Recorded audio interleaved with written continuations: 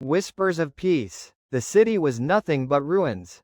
Streets once alive with laughter were now filled with dust and broken stones.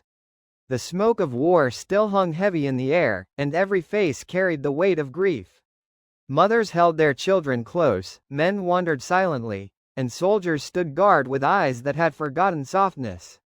It seemed as if hope itself had been buried beneath the rubble. Then, through the silence, an old man appeared.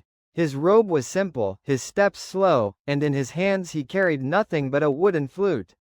The people turned to look at him, confused. What meaning could music hold in a world that had forgotten joy? Without a word, the old man lifted the flute to his lips. His eyes closed, and the first notes floated into the air.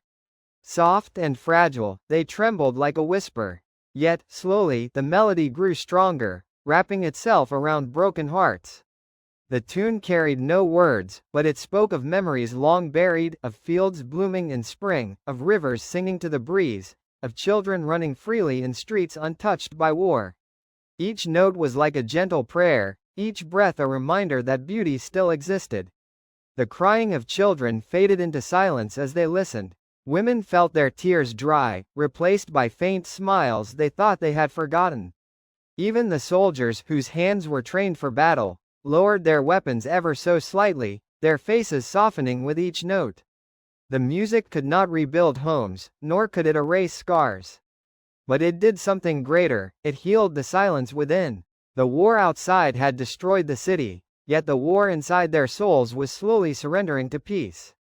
When the melody ended, the old man lowered his flute. His voice, calm but steady, rose above the quiet.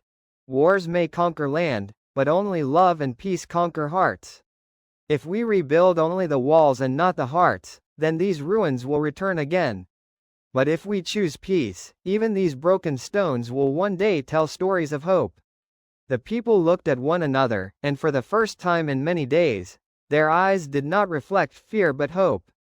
They realized that even in the darkest hour, a single whisper of peace could awaken the light within. And so, amidst the ruins, hope was reborn, not through swords or power, but through the fragile breath of a flute. Moral: peace is not built on power or wealth, but on compassion and hope.